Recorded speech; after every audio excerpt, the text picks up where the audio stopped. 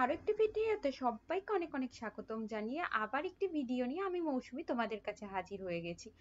আজ উল্টো রথ, আর উল্টো রথ উপলক্ষেই বাড়িতে ছিল একটু পুজোর অনুষ্ঠান। এর আগের দিন মানে সোজা রথ যেদিন ছিল সেই ব্লগটাও আমি তোমাদের সাথে শেয়ার করেছি। আর এই বছর উল্টো রথ দুদিন পড়েছে। তা আমার না ভীষণ কনফিউশন ছিল যে সোমবার করব না মঙ্গলবার করব, কিন্তু আমাদের বাড়িতে দেখি যে ধরো একাদশী বলো সবকিছুই যদি দুদিন পরে তখন না মানে পরের দিনেই করা হয়। আরো একটা জিনিস, পুচকুট না দুদিন ধরে খুব শরীরটা খারাপ ছিল। সেক্ষেত্রে যদি আমাকে সোমবার দিন করতে হতো আমি হয়তো কিছুই আয়োজন করতে পারতাম না। ওই যা কথায় বলে না, ঠাকুর যা করে মঙ্গলের জন্যই করে। যাই হোক, জয় জগন্নাথের নাম নিয়ে সকাল সকাল কাজটা শুরু করে দিলাম।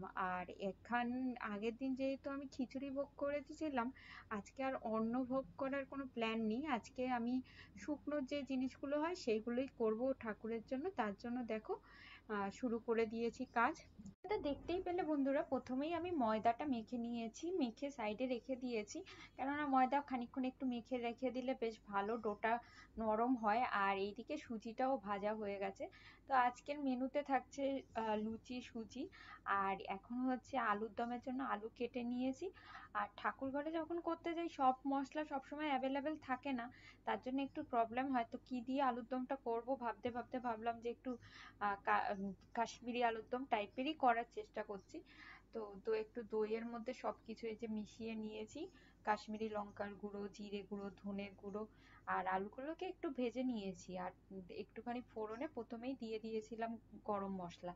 তো এই দিয়েই এবার আমি আলুর দমটা করবো। আর আগের দিন যে হলুদের প্যাকেটটা নিয়েছিলাম ঠাকুর ঘরে রেখেছিলাম, ওটা আমি আবার ঘরে নিয়ে নিয়েছি।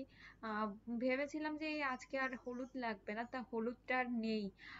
তার জন্য হলুদ আর ব্যবহার করলাম না। আর কাশ্মীরি আলুর দম তো লঙ্কার গুঁড়োটা বেশি দিয়েছি, হলুদ না দিলেও অসুবিধা নেই। এইদিকে আমার এটা দিয়েই আলুর দমটা করে নিচ্ছি। আরো একটা স্পেশাল জিনিস বানানোর ইচ্ছে আছে, সেটা হচ্ছে জিভে গজা। আগের দিনও ইচ্ছে ছিল, কিন্তু আগের দিনও ঠিক টাইমে আমি কুলাতে পারিনি, তাই আগে থেকেই মন করে রেখেছিলাম উল্টো রথের দিন এই জিভে গজাটা বানাবো।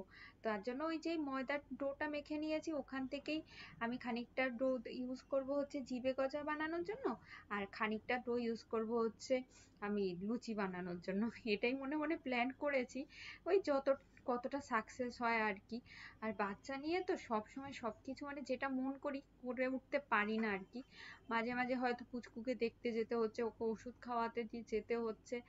তো তার মধ্যে এই দেখো আমার মোটামুটি রান্না আলুর দম টালুর দম সবই হয়ে গেছে, সুজিও হয়ে গেছে।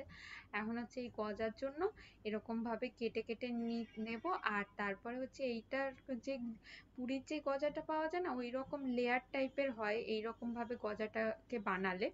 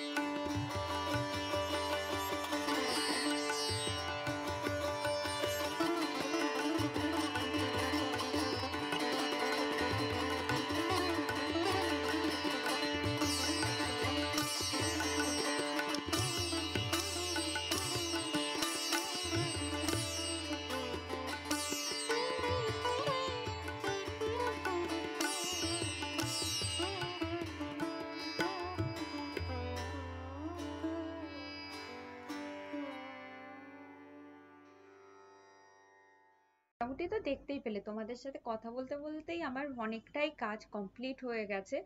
আর মাঝখানে গিয়ে আমি গোপালকে চান করানো, মালা পরানো সব ওইগুলোও করে নিয়েছি।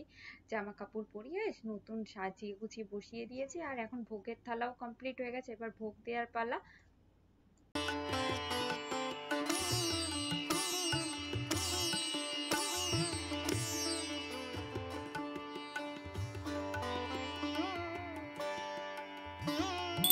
তো শেষ হতে না হতেই চলে এসেছে আমার গোপালি একটা প্রসাদ তুলে নেওয়ার জন্য।